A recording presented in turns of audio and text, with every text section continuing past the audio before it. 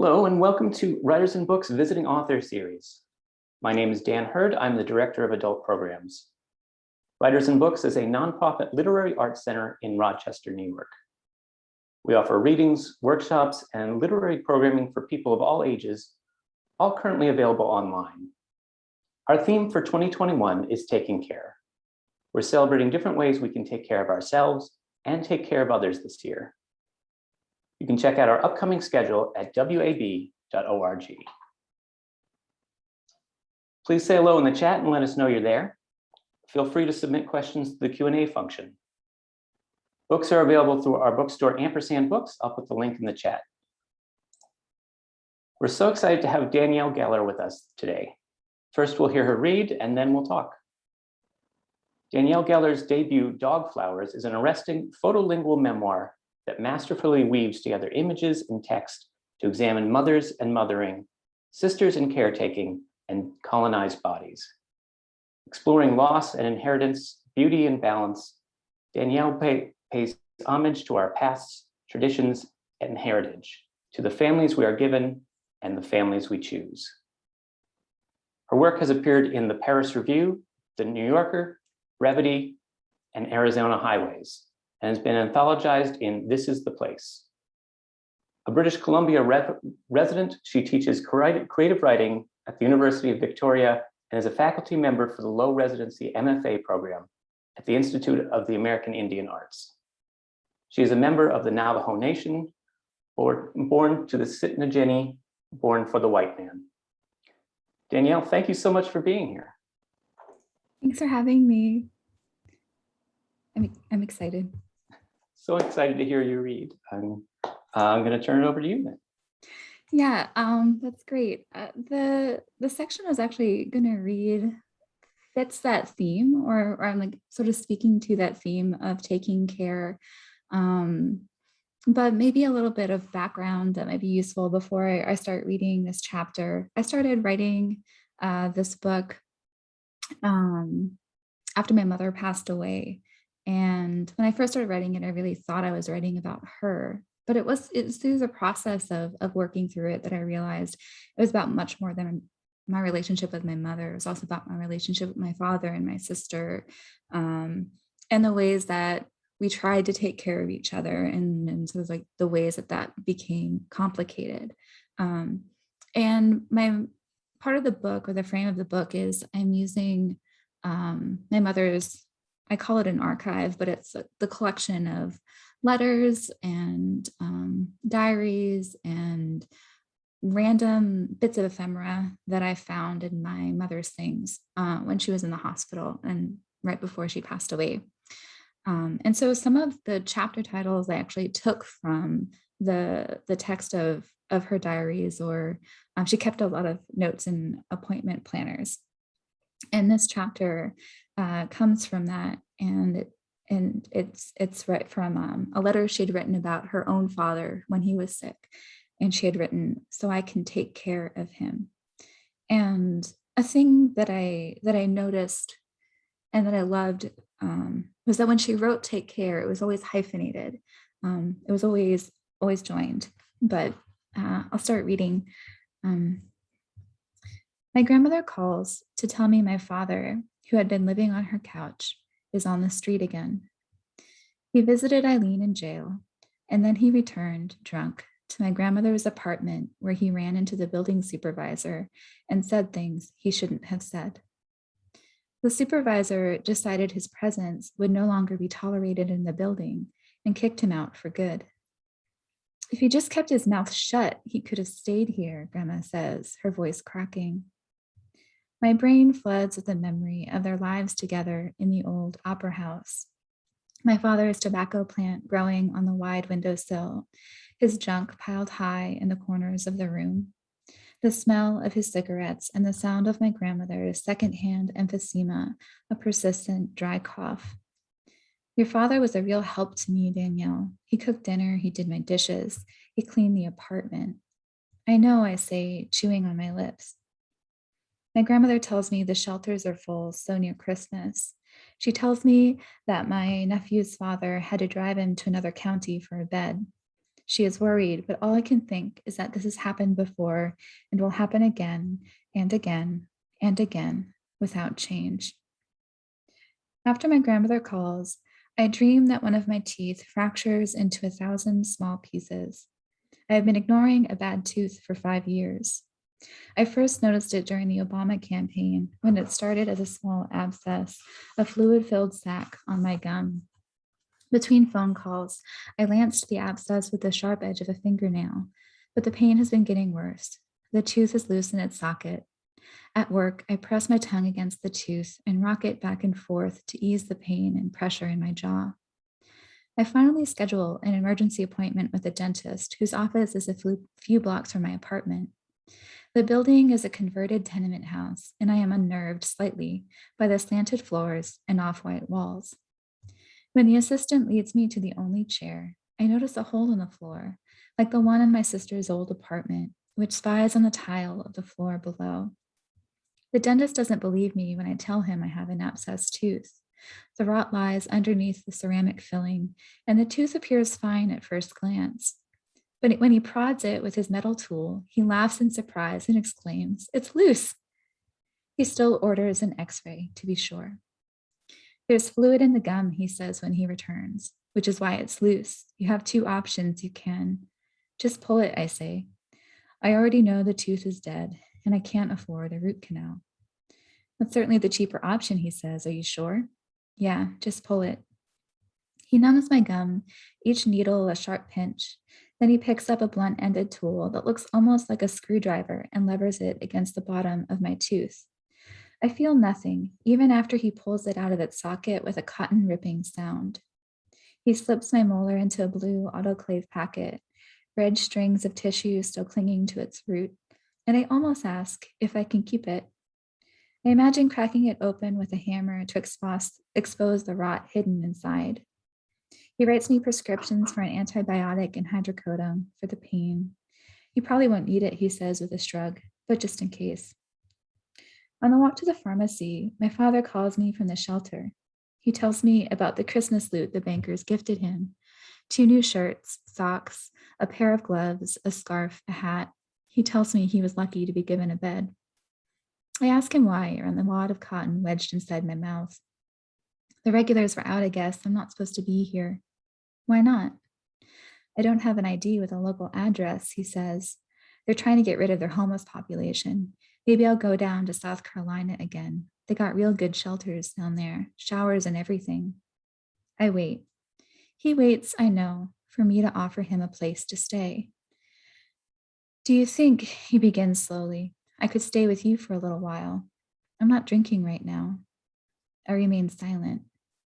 "I'll do it," my mother had told me. "You just send him to me, and I'll take care of him." But my mother is no longer here to take care of my dad. I don't know why I did what I did last week, my father says, to fill my silence. I knew if I went back to grandma's, I was going to get into trouble, but I did it anyway. Maybe I just needed to get out of there. I sigh. "Why did you even start drinking to begin with?" "I don't know," he says. "I went and saw your sister." As if that was all the explanation I needed. "I'll ask my roommates if it's okay," I say hesitantly.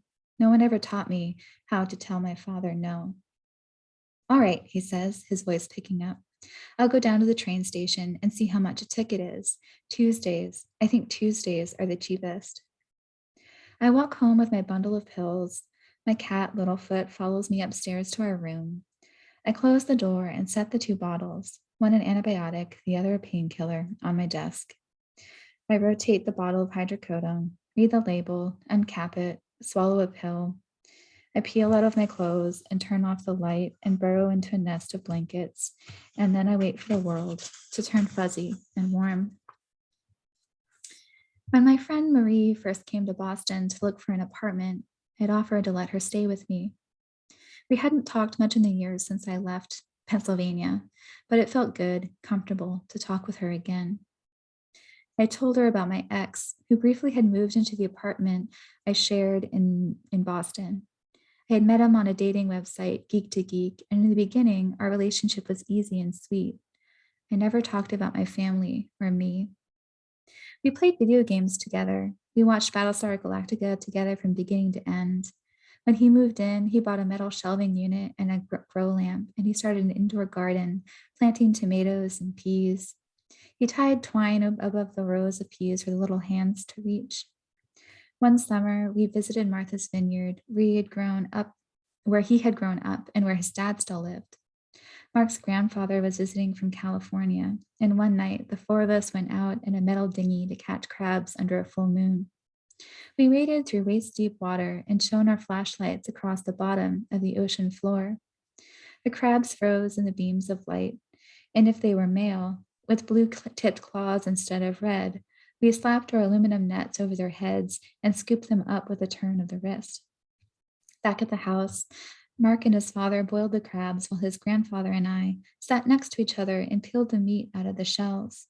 His grandfather was Chamorro, one of the indigenous peoples of Guam, and he told me stories from his island and from his time as an enlisted soldier in the US Army that Mark had never heard before.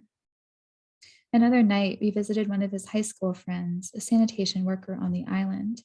There were dozens of bottles of liquor, hundreds, if not thousands of dollars worth of alcohol, arranged in a circle in the middle of the living room.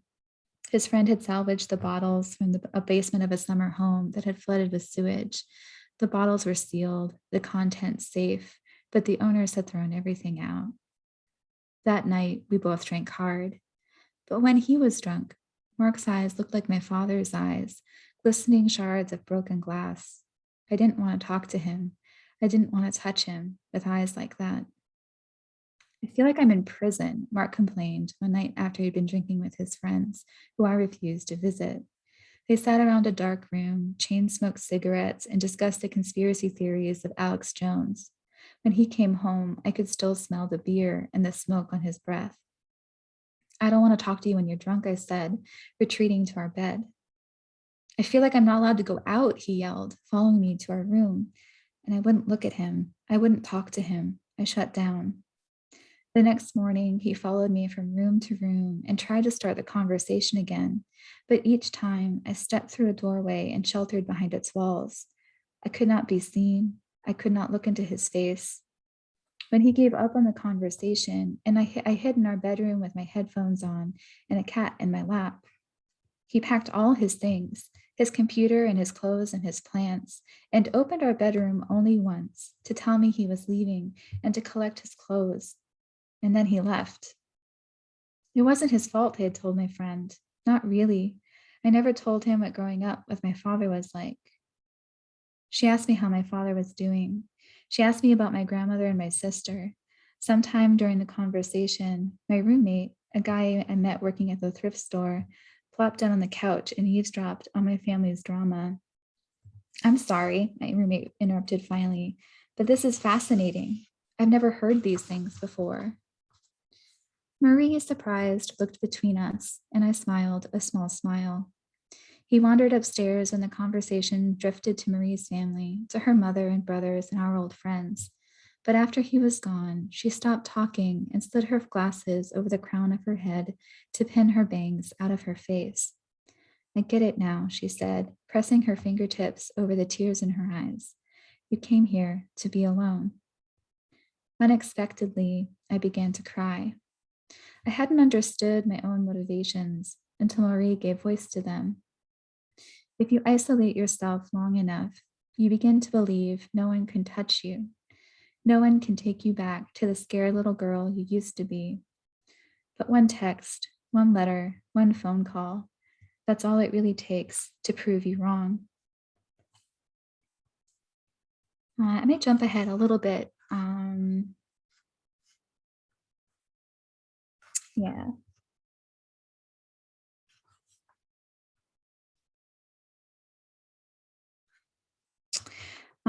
So we come back to Mark, where my mother has passed away. I'm sort of isolated in Boston.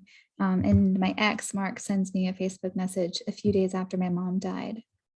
I'm just going to throw this out there, but if you need someone to vent to, I'm here, he said, adding, I know you're not big on all that.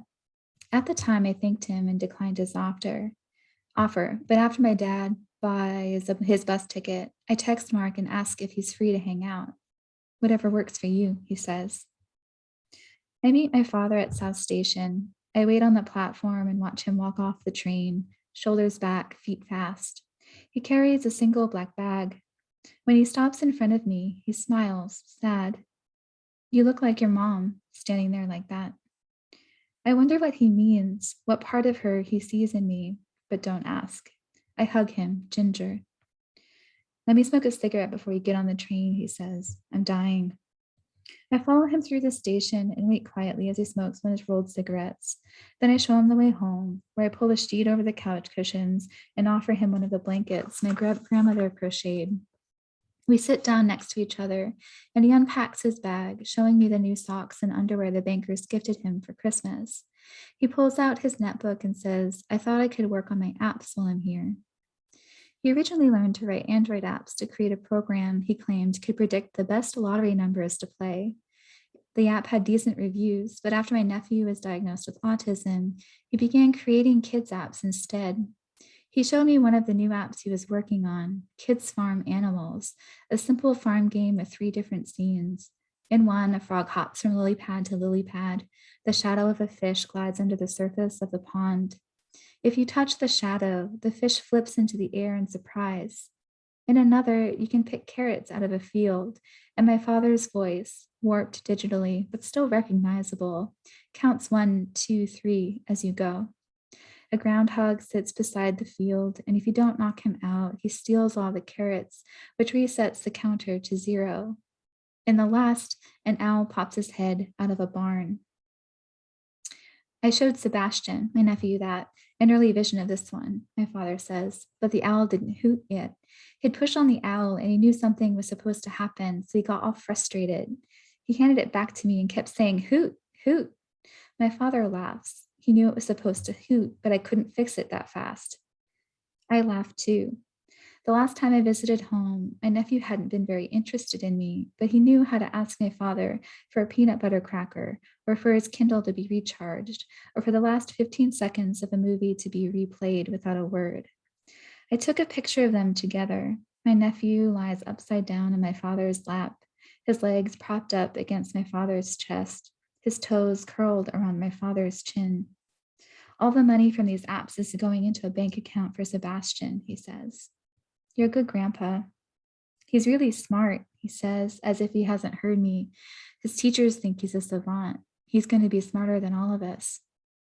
The doorbell rings and I jump off the couch. 1 second, I tell my father, then run downstairs to the front door. Mark, wearing a pair of black dress pants and the same blue and gray jacket he owned when we were together 2 years before, stands on the porch. So he comes in, we talk, and I think before I end reading, I'll just read this last scene with my dad the morning after Mark leaves. And I go down for breakfast, and my father has been awake for hours. He watches me pour a bowl of cereal. Did you come over because of me? He asks, his voice small and quiet. Something swells in my throat. Of course not, I say, trying not to cry. Is he worried I am scared of him, of what he might do? I asked him to come over before you even bought your ticket. Oh, he says. Thank you. Thank you. Let's say to the audience, if you have any questions, please do submit them in the chat or the Q&A, and we'll get to them. And I want to say thank you for writing this book. It's such a beautiful, poignant book, and really enjoyed reading it. Thank you. So as I read in your bio, you're a member of the Navajo Nation, born to the Sinigeni, born for the white man, which refers to your blood clan. I want to ask you what that, if you could talk about what that means and what it means to you. Yeah. So in the kinship system, we inherit 4 clans, and those are inherited through our mothers. So the first blood clan that I list is the Sitnan which is the Black Streaked Wood clan. And that would be my mother's clan, like going all the way back.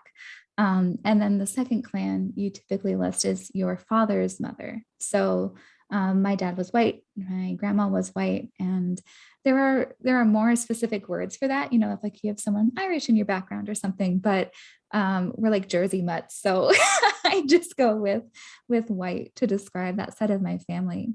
But when you're in a community of other Navajo people, when I went back to the reservation, when I go to readings or attend like events at like Dene College or Navajo Technical Institute, it's a way of, when you introduce yourself, share your blood clans, it's a way of connecting with an extended family that we don't really have the same concept of in like Western American culture. Like I have sisters and like brothers, and I remember when I took a weaving class in Toronto, I found out like I was connected or related to the weavers, like they're like, oh, like we're your grandmas, like we're your nallies, and it's just like a warm, like open way of relating to people. And I mean, that's I think one of the challenges of the book, and was even a challenge of the section that I read here. I didn't get to read the whole chapter, but it's of all these like complicated, interconnected relationships in families. And so, yeah, like keeping all the characters straight, all the people who have been in my life was certainly a challenge of the book. Thank you. So writing a memoir has a lot of challenges, but I think especially can be true. You're writing as you are about your mother, about someone who is often absent, or your father who did things that was a lot of times inscrutable to you. And so the book is kind of framed with these objects you inherited from your mother. I wonder if you can talk about how you pieced together the book, how you shaped it, and how your understanding of your mother came through that. Yeah, the structure of the book was always quite hard. At one point, it started as a memoir, it became an essay collection, and then turned back into a memoir like somewhere along the way. And part of it is because like there are so many narrative elements to the book that it was hard to section it out into discrete essays. But at the same time, I was dealing with a couple of different timelines. Like it's not a linear book necessarily. And the present moment actually changes over the course of the book. And it changes or shifts like as I'm coming to think about my relationship with my family in a new or different way. And so that first part of the book, it's a lot of questions, it's a lot of uncertainty. Especially I was adopted by my grandmother, my white grandmother, was my father's mother. And for a very long time, I had one version of history, like one version of my mother. That just wasn't like objectively true, but like had elements of truth. And so I, growing up, I had this idea of who she was. I'm like, well, I'm nothing like her, like I'm responsible, like I'm not, like there are all these like negative things I would hear about her. I'm like, well, I'm not those things necessarily. But when she passed away, when I inherited these documents, when I started reading her diaries and her letters with her family, when I started talking to people who knew her, when I finally connected with some of her relatives, I started to realize just how much alike we were or could be. And a lot of it was in this like overwhelming need or drive to take care of the people around us, often at great personal expense or cost, and sort of an inability to say no or to stand up for like what we needed. And that was sort of one of the shapes that the book took. Mhm. Were the photos and objects always going to be a part of the printed book, or did that come around later? Yeah, well, I always wanted them to be, but I was never sure that like, oh, I don't know if this is actually going to work out. So I had also envisioned sort of like, oh, well, if they're not going to be in the book, then it could be sort of like book adjacent, right? Like maybe I can publish them online or it's like something else. But my editor, Nicole Counts, is really excited to have as many objects as I wanted to include. And she kept pushing me for more. Like a lot of the notes she'd given me, she's like, could this be, like in the book? But I set like pretty strict guidelines around what I included and what I didn't. And I really wanted to, all of those artifacts that I include are things that I found in my mom's collection. I didn't want to start supplementing with outside objects like pictures from my childhood or like things that I sort of had laying around.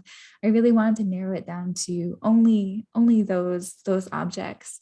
And ultimately, I decided not to include scans of her diaries because I did have to change some names and I didn't want to, I had a lot, weirdly, I had to have a lot of Dons in my life. And so sometimes it was just a matter of like, I can't have another Don, like that's going to be too confusing. So I quoted or paraphrased diary entries, but didn't actually include them as scans. Mhm.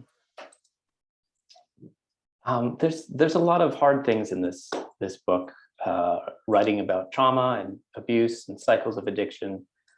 There's a lot of things people try not to talk openly about, and as you read, with things that you didn't want to talk about. How did you get to the point where you wanted to write about it?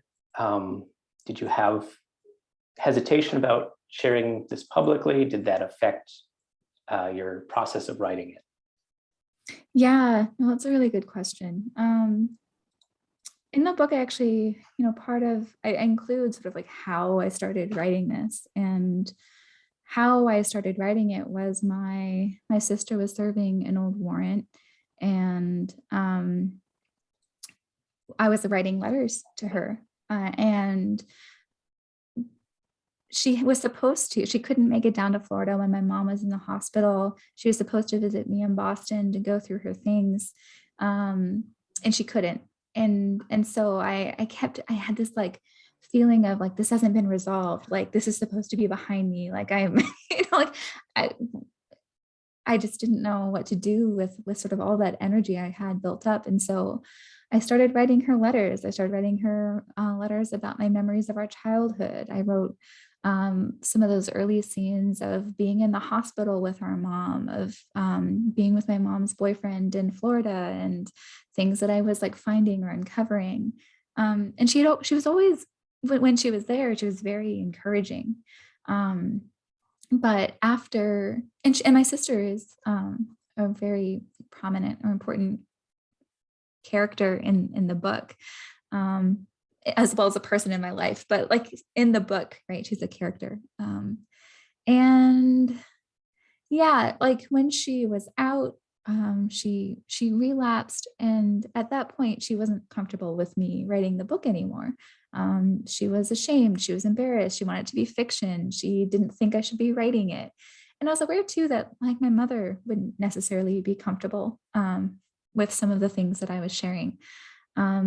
But one of the things I did was I did share copies or drafts of the book with certain members of my family, that it was important of me to preserve those relationships. So my sister saw early drafts, my dad saw early drafts, and not that I was like giving them a lot of power to change things, but I did want to make sure that I was representing events and memories in a way that was fair to them. And that was the best way that I could think of to negotiate my need to write this book, but also respect my relationship with them.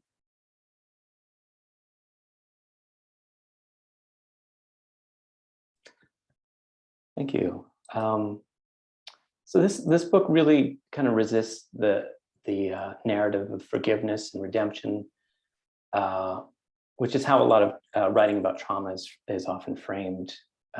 Could you talk about that a little? Yeah. Um, Part of my resistance to that idea of forgiveness or redemption came out of a religious background or upbringing. You know, I was raised Catholic. My mom was raised Catholic, and though most of her extended family is Mormon, but her nuclear family was raised Catholic, and they went to a mission on the reservation in St. Michael's. Um, but one of the things that was troubling that I encountered a couple of times in my mom's diaries, and that I also encountered in my relationship with my father, um, with my mom, it was this idea that the Lord had already forgiven her for everything that she had done. And so there was nothing that she should feel accountable for. Um, and for my dad, you know, he would get drunk and he would ask me for forgiveness, you know, forgive me, forgive me. And he'd sober up and he'd forget the conversation, and we'd get stuck in these cycles over and over again. And so for me, forgiveness it wasn't a release for me. It was only a way for them to feel absolved or of their guilt, and a way for them to sort of like get through another day or like believe things about themselves that they wanted to believe. Um, and so I just always knew that forgiveness couldn't be part of this narrative because um, it's not like the power, the power there, the power imbalance always felt so sharp in my life. Mm, mm. So I have some questions from the audience. From Lauren. Your book is very much your book is very much an exploration of relationships and identity. What were some of your biggest aha moments or challenges as you were writing? Yeah. One of my biggest aha moments, and the thing that shifted the book into that second section, was realizations I had about my relationship with my sister. Because growing up, I always felt my sister and I had always been sort of like pitted against each other in a way. Um, you know, I was the good one. I was well behaved. I was quiet. I got good grades. Like, you know, I asked for a catechism and a Bible for Christmas one year. Like, I was trying really hard to be a good kid, because I had this like belief that I don't know, like, you know, if I was good enough, like if I could make my parents like stop drinking, I could make them like want to be parents to me. And my sister, who was younger, um, was angrier, what like acted out, like challenged authority, like couldn't focus in school. And for a long time, I really believed that it was her, you know, like she was if she just um did well in school and behaved and like stopped fighting with my grandma, things would be better, it'd go better. And, you know, she started experimenting with drugs and alcohol when she was very young. Like she was in middle school and she was in and out of boot camp and rehab and juvie and things like that. And I really did. I carried that for a long time, this feeling that, well, it was her fault. Like she had made the choices that she had made that got her in that place. But one of the biggest aha moments was, no, it wasn't. There were a lot of ways in which our family treated us very differently and withheld love and harmed her in ways that like I hadn't experienced. Um, and it helped me empathize in a way and with her in a way that I had never been able to before. And it helped me repair my relationship with her. And it made me realize that not just in that relationship, but in others, I had to do more listening, that I wasn't like the authority over those stories in a way that I thought I might have been. And that shaped my relationship to some of the stories that I told as well. Mm. So we have 3 questions from Allison. Um, who are some of your literary influences or heroes? And in the commercial publishing world, is there an expectation for your work to be culturally representative? And 3, please tell us about your creative publishing team and how those individuals shaped your manuscript. Yeah. Take those one at a time. Okay. All right. Yeah. Let me, so I think one, Literary influences literary and hero. influences. Yeah. So, that's a really good question. I have a lot. And I think specifically for this book, I was reading a lot of poetry, and specifically I was reading a lot of documentary poetry. Anne Carson's Knox, Eleni Cyclianos, Book of John, Lady Long Soldier's Whereas, Solmaz Sharif's Look. All of those were books that I was looking to as ways to think about how to write about these objects, because it's one thing to stick a photo in a book and be like, here, like, look, it's my mom. like it's like, oh, like I'm looking at my mom or like her mom. But there's not necessarily like an engagement with that photo in a way that I am looking for. And so I had to be really specific about what context I was in when I was like looking at these photos. And so that's how these archival descriptions came in for all of those objects, where I was describing it in sort of this objective, distant, like, I am an archivist cataloging this thing that I have no emotional connection to, but at the same time, like, I have all of these memories, I have all these thoughts, I have all these feelings about these objects that I'm finding and holding. And so very quickly it turned from like archival description into like just additional memories or additional like context or ideas. And some of that I had like found or thought my way through those like poets that I was reading. So I think the second question, in the commercial publishing world, is there an expectation for your work to be culturally representative? Yeah, I try not to, or I don't really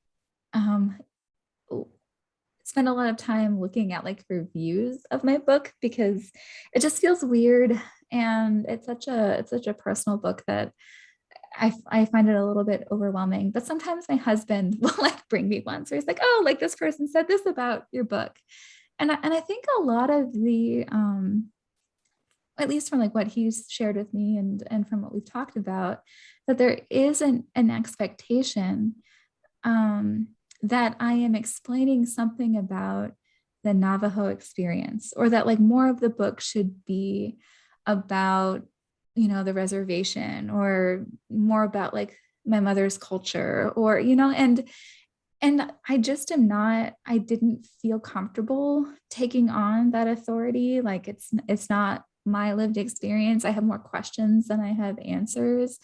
And it's more than a book that just about like going back to the res and like, I would have loved to have met my mother's family, and for everything to have gone perfectly and smoothly and to like integrate it into like that new set of relationships. But that's just not how things worked out for me. And so I had to leave the reservation. I had to go home. I had to go back to my complicated relationships with my dad and my grandma and my mom. And it didn't make for a neat ending. and it also didn't lead to,